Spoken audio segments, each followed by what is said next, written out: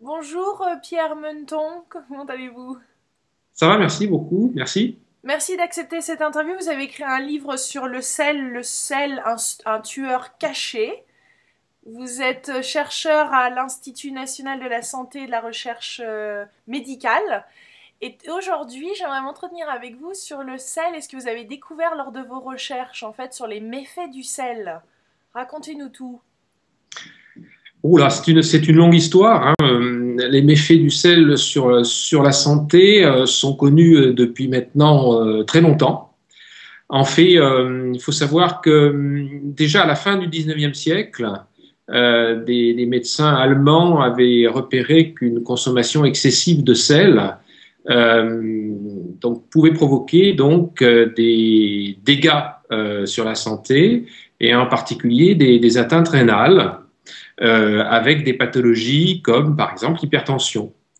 Ensuite, tout au long du XXe siècle, vous avez eu donc une accumulation d'études qui ont été faites à travers le monde. En France, par exemple, il y a une étude que j'ai en tête qui date de 1904, vous voyez, qui faisait une relation déjà très directe entre une consommation excessive de sel et l'hypertension, donc une pression artérielle trop élevée. Et donc, vous avez depuis des milliers d'études qui ont essayé d'analyser les relations entre donc, la consommation de sel et la santé. Et depuis les années 70, nous avons à notre disposition donc un certain nombre d'expertises collectives. Donc, vous savez, ce sont donc souvent des agences de santé publiques, nationales ou internationales, qui vont réunir à un moment donné un certain nombre d'experts du domaine pour essayer de faire le point sur les connaissances dans ce domaine. Et pour le sel, donc, ces expertises collectives qui ont débuté en 1969 et qui se sont poursuivies jusqu'à l'année dernière, puisque l'année dernière, l'OMS, l'Organisation mondiale de la santé, a rendu ses dernières recommandations concernant la consommation de sel. Donc vous avez depuis donc une cinquantaine d'expertises collectives réalisées à travers le monde, qui toutes, sans exception, concluent à la même chose, à savoir donc que la surconsommation de sel chronique tout au long de la vie donc a des répercussions graves sur la santé, que les populations à travers le monde, de manière très générale, consomment trop de sel par rapport aux besoins physiologiques de l'organisme, et que donc cela a des conséquences pour la santé des populations, et qu'il serait nécessaire donc de diminuer cette consommation de sel dans ces populations-là.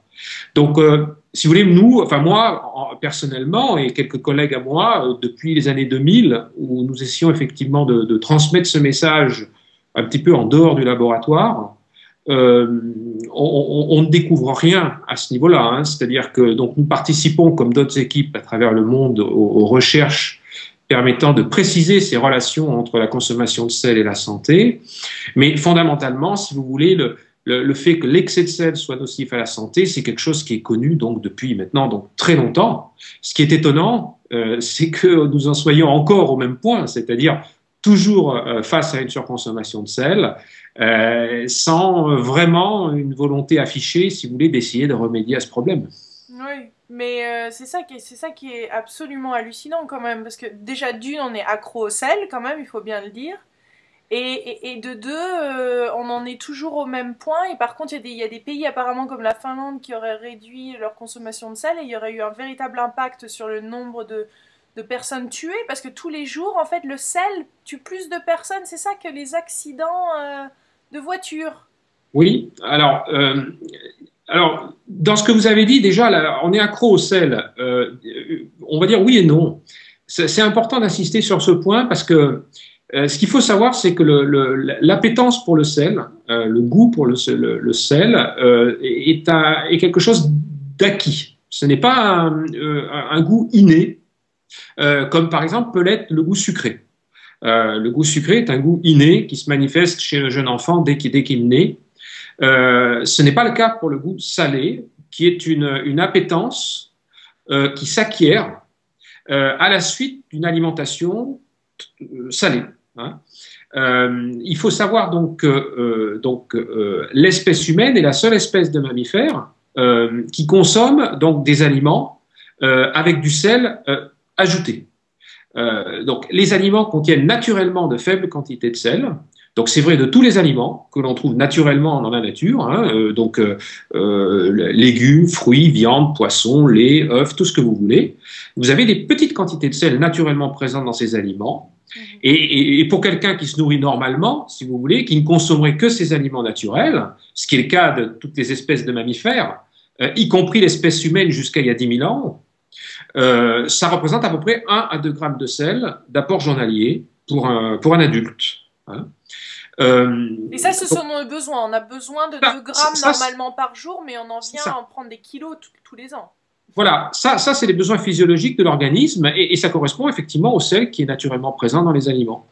Alors, ça c'est la situation, encore une fois, que l'on trouve de manière très générale pour toutes les espèces de mammifères terrestres, y compris l'espèce humaine jusqu'à il y a finalement très récemment, en termes évolutifs, 10 000 ans c'est récent en termes d'évolution de l'espèce. Ouais. Et ce n'est que depuis, si vous voulez, certaines habitudes culinaires sur lesquelles on peut revenir ont abouti à effectivement ajouter des quantités de sel massives dans notre alimentation. Et donc l'espèce humaine est à ce site très particulier actuellement, c'est qu'elle est effectivement donc la seule espèce donc confrontée à une surconsommation de sel très importante de ce type. Parce que le sel n'avait pas le même rôle en fait, c'est ça, il y a eu une certaine évolution du rôle du sel. Oui, tout à fait. Alors, les raisons de cette utilisation du sel dans l'alimentation, au départ, c'est clairement, si vous voulez, la constatation qu'ajouter du sel dans les aliments, ça permet de les conserver. Puisqu'effectivement, le sel a des propriétés bactéricides et qu'effectivement, rajouter du sel dans des aliments, viande, lait, végétaux, tout ce que vous voulez, ça permet de les conserver sur une plus longue période. Et donc ça, clairement, ça a été constaté relativement tôt et c'est la principale raison pour laquelle le sel a d'abord été donc ajouté aux aliments. Même si, en l'occurrence, c'est pas vraiment... c'est plutôt une mode de conservation, si vous voulez, mais ensuite, évidemment, il était très difficile d'éliminer les résidus de sel qui pouvaient persister sur ces aliments. Donc ensuite, donc, ce sel a également été incorporé de manière plus, je dirais, culinaire dans un certain nombre de recettes. Alors là, pour des raisons plus en rapport avec des raisons gustatives que des raisons de conservation. Donc des recettes, si vous voulez, comme certaines recettes de pain, de charcuterie ou de fromage, ça c'est des recettes qui remontent à 2000 ans, 3000 ans. Donc c'est des recettes qui sont pas nouvelles, loin de là, et qui déjà incorporaient donc du sel, donc en quantité appréciable. Alors là aussi, vous allez me dire, c'est également aussi pour la conservation ce type d'aliments, parce que justement un fromage, une charcuterie, du pain, ça se conserve relativement longtemps, et effectivement le sel joue un rôle dans cette conservation-là. Ensuite, beaucoup plus récemment, c'est-à-dire au cours du XXe siècle, donc on a eu cette fois-ci alors une explosion, si vous voulez, d'aliments transformés au sens large, donc tout ce qu'on trouve au supermarché. Donc pas seulement le pain, la charcuterie et le fromage, mais là donc, tous les plats cuisinés, les soupes industrielles, tout ce qui est emballé, si vous voulez. Et donc où là effectivement il y a eu alors une utilisation également importante de sel ajouté. Que l'on retrouve maintenant, je dirais, quasiment dans tous les aliments transformés que l'on peut acheter, pratiquement sans exception. Parce que ça donne du goût, c'est ça? Alors, ça donne du goût, effectivement, ça donne du goût salé, ça donne un goût salé, mais voilà, je voudrais revenir sur ce point, c'est-à-dire que cette appétence pour le goût salé, si vous voulez, on est devant une sorte de cercle vicieux, c'est-à-dire quelque chose qui se reproduit à chaque génération.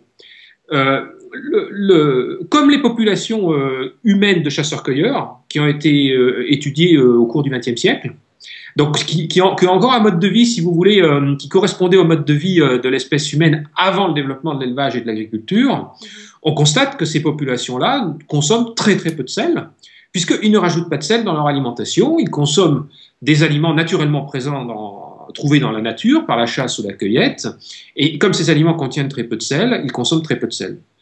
Chez ces gens-là, si vous voulez, il n'y a pas d'appétence au sel. Au contraire, il y a un rejet des aliments salés.